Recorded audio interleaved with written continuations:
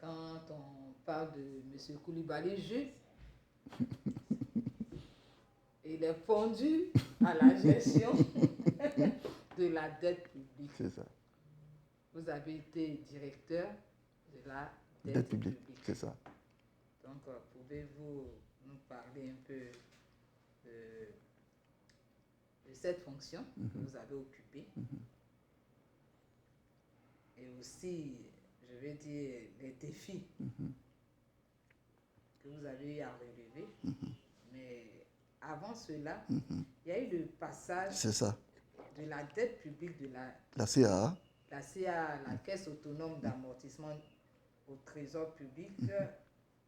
En fait, le passage de la dette de la CAA au Trésor public. Est-ce que cela a été aisé? Ok. Oui, effectivement, la dette publique de l'État la dette de l'État de Côte d'Ivoire était gérée par le passé par la CAA, la Caisse autonome d'amortissement.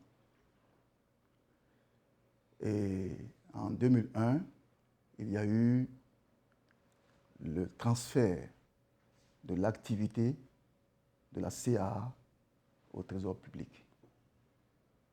Et une direction de la dette publique a été donc créée pour prendre la relève des actions, des activités de la CAA. Le passage a été aisé. En tout cas, le passage n'a pas posé de problème. Pourquoi?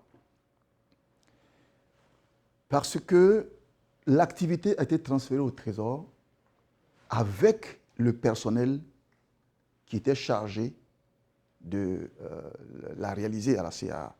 Donc le personnel de la CAA, qui était en charge de la gestion de la dette, a été transféré, a été reversé au Trésor public. Donc on avait les mêmes personnes qui géraient la CAA, qui se retrouvent au Trésor, à la dette publique, en train de gérer la même dette. Donc, pour cette raison, il n'y a pas eu de cassure dans la gestion de la dette publique. Deuxièmement, les infrastructures qui ont permis de gérer la dette à la CAA ont été conservées et ont été transférées. Tout ce qui était logiciel de gestion de la dette, tout ce qui était documentation, les conventions de prêt, etc., tout ce qui était documentation, tout ce qui était données, ces données ont été simplement transférées au Trésor. Donc, le passage s'est fait en douceur. On n'a pas eu à reprendre quoi que ce soit.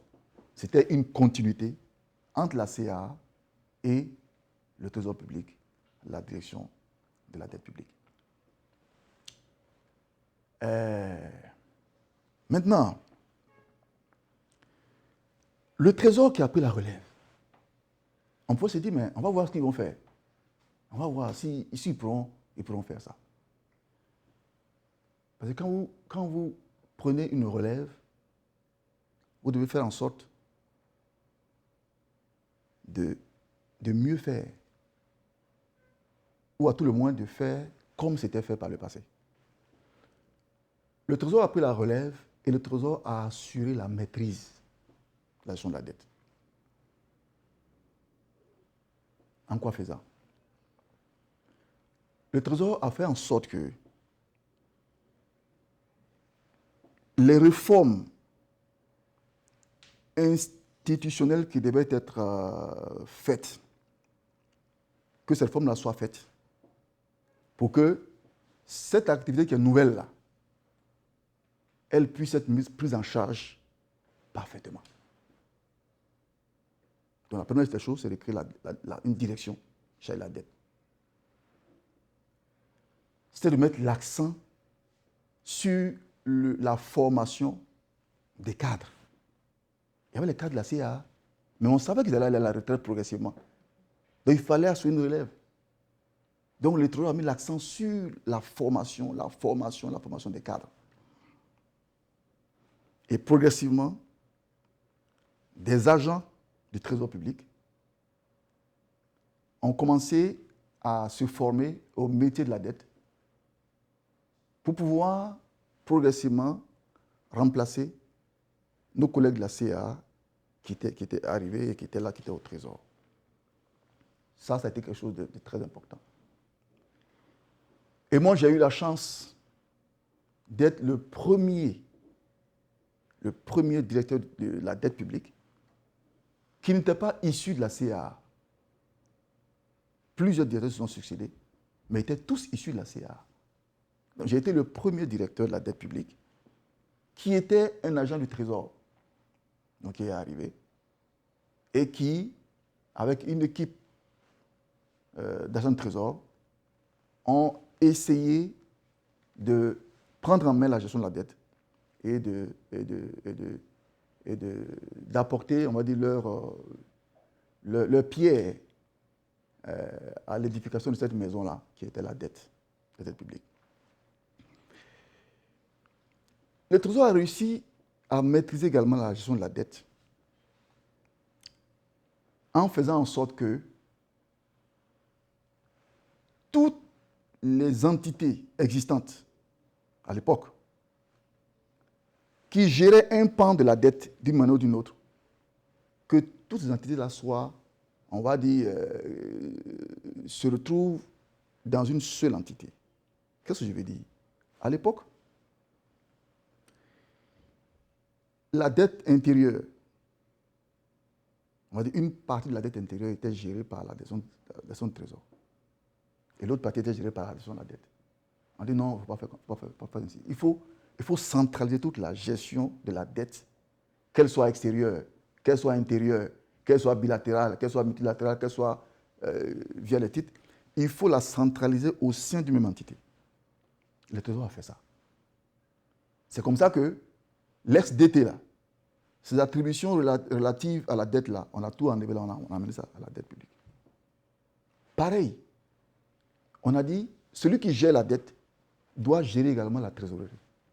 Donc, qu'est-ce qu'on a fait?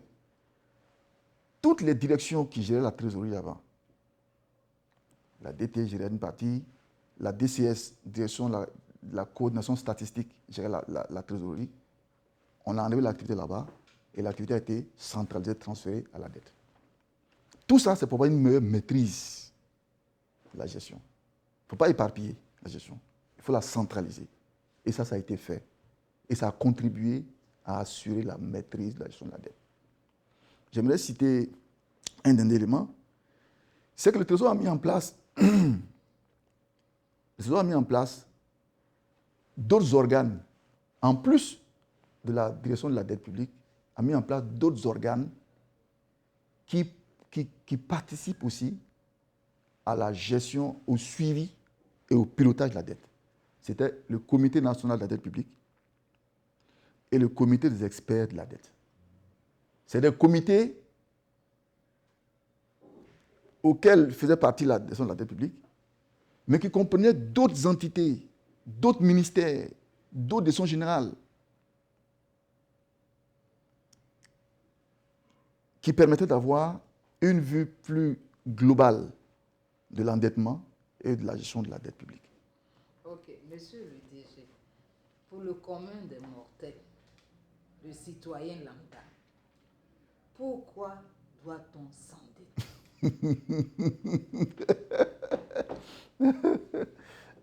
Ne prenez pas mes rires là, vous allez couper tout ça après. Ok. Pour le citoyen lambda, d'abord votre question me ramène des années en arrière. Quand j'étais sous-directeur, j'animais à la radio une émission qu'on appelait les 5 minutes du Trésor. Les 5 minutes du Trésor permettaient au Trésor à l'époque d'expliquer aux populations ce que c'est. Ce que c'est que le Trésor, ce que c'est qu'un emprunt obligataire, ce que c'est que ainsi de suite, ainsi de suite. Et là, c'est une émission qui a été appréciée, je pense, par beaucoup de personnes. À l'époque, c'était Paul Philippe, Père son âme, qui animait cette émission-là. J'ai vraiment beaucoup de plaisir à participer à cette émission. Pour le citoyen lambda, pourquoi il faut s'endetter? Pourquoi un État doit s'endetter? Un État doit s'endetter s'il a des ambitions il a de grandes ambitions. S'il veut accélérer son développement, s'il veut participer à la création de richesses de manière importante, un État doit s'endetter. Il doit avoir recours à d'autres acteurs, qu'ils soient des acteurs locaux ou des acteurs internationaux, qui vont lui mettre à disposition le complément de ressources qu'il lui faut pour pouvoir réaliser ses investissements. Et on va dire, et accomplir ses buts ou atteindre ses buts. Donc la dette en elle-même n'est pas une mauvaise chose. La dette est une bonne chose, puisqu'elle me permet d'avoir des ressources additionnelles pour réaliser des projets plus grands que je ne peux pas financer sur la base de mes ressources propres. Est-ce que vous voyez? Si on pouvait financer le développement sur la base des ressources propres, on n'aurait pas besoin de s'endetter. C'est parce qu'on ne peut pas qu'on s'endette. Le plus important n'est pas de s'endetter. Le plus important, c'est d'avoir une maîtrise de sa dette et d'être en mesure à tout moment de faire face aux échéances de sa dette. Okay. Durant votre gestion de la dette, peut-on dire que l'État de Côte d'Ivoire s'est endetté de manière, excusez-moi le terme, intelligente? Parce que ça fait toujours des grincements. On dit non, l'État est en train de plonger le pays dans un chaos. Après, c'est la génération future qui sera obligée de rembourser ces dettes-là. Franchement, il y a plein de grincements. Et là, nous souhaiterions qu'en tant qu'experts de la gestion de la dette, vous puissiez vraiment donner des exemples de manière concrète. Parce que la dette, vous l'aviez dit, on s'endette pour faire des investissements. Quel genre d'investissement? Et tout ça, voilà, la population a besoin, voilà, de savoir. Bon, ça c'est une question politique. Oui. C'est une question politique. Et si je réponds à ça, je risque d'entrer maintenant dans ce que j'ai fait ici. Voilà. Je risque d'entrer. Oh, je ne dois pas entrer. Donc tu m'excuses. On viendra pour une autre fois. Donc m'excuses, ne pas répondre à ça. On viendra pour une voilà. autre fois. Voilà. C'est important. C'est très important. C'est important. Les gens, ça grince. On voit sur les réseaux sociaux, les gens, même, je veux dire que des intellectuels. Des intellectuels. Oui. Voilà, ils sont toujours en train de... C'est ça, voilà. c'est ça. Donc, c'est ça. Tu sais, la dette ça a toujours suscité beaucoup de passion, mais parce que aussi c'est une arme. C'est une arme. C'est une arme que tu peux utiliser, c'est une arme qu'on peut utiliser contre toi. C'est pour ça. Et c'est une arme politique. C'est pour ça que je n'ai pas répondu à la question. Hein, mon ami, mon conseiller politique. Lorsque vous étiez directeur de la dette publique, vous avez également eu des défis. Vous allez sur le marché des capitaux. Voilà. Est-ce que vous avez eu des difficultés par moment où tout a été rose, rose, rose? Bon, voilà. Non, pendant les années 2014 à 2022, la gestion de la dette par le Trésor n'a pas été toujours facile. Il y a eu des périodes, je me rappelle de la période 2016, 2015, 2016, voire 2017, qui a été une période assez tendue en termes de gestion de trésorerie et en termes même d'intervention du Trésor sur les marchés financiers. C'était des périodes assez difficiles où on a assisté à une sorte à plusieurs tensions de trésorerie donc, sur les marchés. Mais dans ce genre de période difficile, où vous n'avez pas les ressources toujours à bon marché, où même vous n'avez pas toujours la disponibilité des ressources, il faut faire preuve d'imagination. Voilà.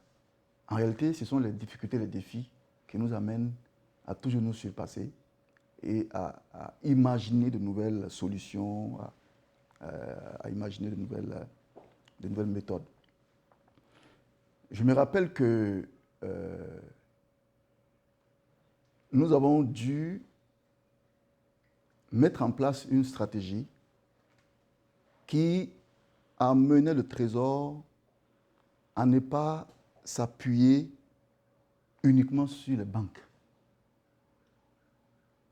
Sur les banques. Nous avons dû mener des actions envers les compagnies d'assurance, d'autres actions envers certains autres établissements financiers, d'autres actions envers les fonds communs de placement, d'autres actions envers même des particuliers ou des entreprises commerciales. Puis on a compris qu'il y avait d'autres poches de liquidité qui existaient ou qui pouvaient exister, mais qui n'étaient pas exploitées, qui n'étaient pas, auxquelles on n'avait pas recours. C'est à partir de là que les actions de mobilisation, la stratégie de l'État s'est étendue vers des acteurs autres que les acteurs bancaires. Dieu merci, tant bien que mal, nous avons réussi à passer cette étape-là, à passer cette période-là et à reprendre presque le cours normal des choses. Mais je retiens qu'il y a eu des hauts et des bas, il y a eu des moments difficiles, des moments plus ou moins faciles. Mais en fait, c'est la vie elle-même qui est ainsi. La vie elle-même, elle est ainsi. Elle n'est pas un long fleuve tranquille. Votre plus beau souvenir votre carrière au Trésor. Le plus beau. Toi, tu as la question, hein? Toi, tu sors cette question comme ça là. Parce que c'est ça. Mon plus beau souvenir, j'ai beaucoup de beaux souvenirs au Trésor, beaucoup de beaux souvenirs. Mais le plus beau, et celui que je me plais souvent à raconter, c'est ma nomination en 2001 comme chargé d'études à la Direction générale du Trésor, sous feu le président Dibi, quand il est arrivé comme directeur général du Trésor. Pourquoi il est beau? Pourquoi ce souvenir est beau? Parce que j'étais un agent dans une direction et que je faisais mon travail d'agent dans cette direction et que plusieurs de mes collègues, oh là là, il ne fallait pas entrer, madame. Tu es venue mettre notre affaire ici. Bon, on va reprendre. À partir d'où? Ou bien je continue. Tu peux continuer. Vous allez. Vous allez le montage, vous l'avez fait.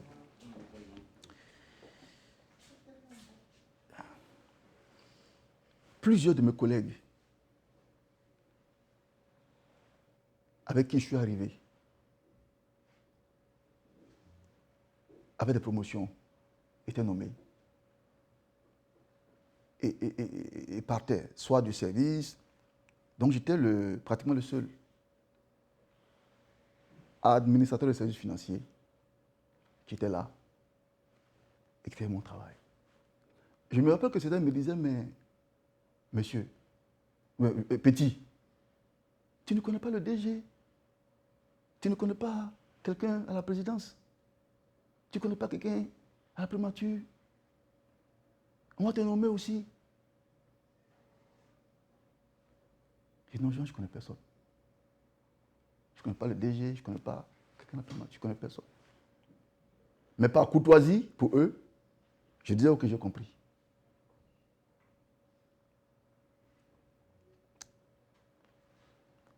Et un matin,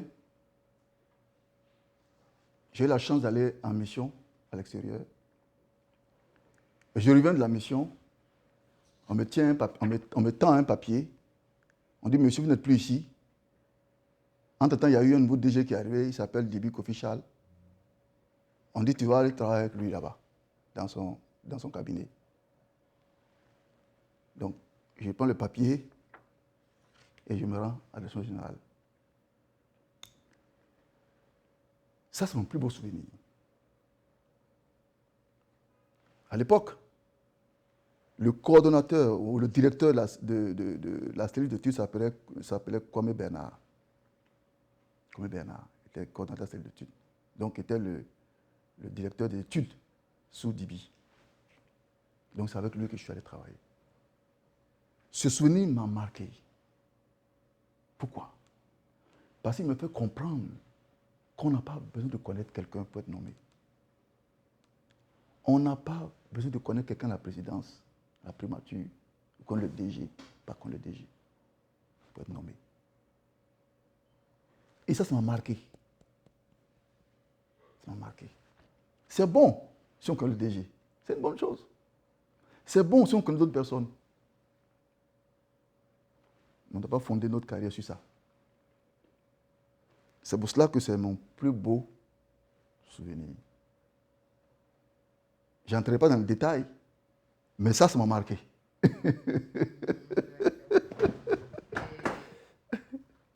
Avant, en dehors de votre plus beau souvenir, y a-t-il eu des faits marquants aussi dans votre carrière au niveau du Trésor?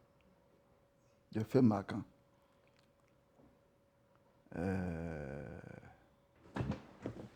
Oui, il y a eu beaucoup de faits marquants. Bon, peut-être. Ne prenez pas d'abord, hein, que je réfléchisse un peu. Faits marquants.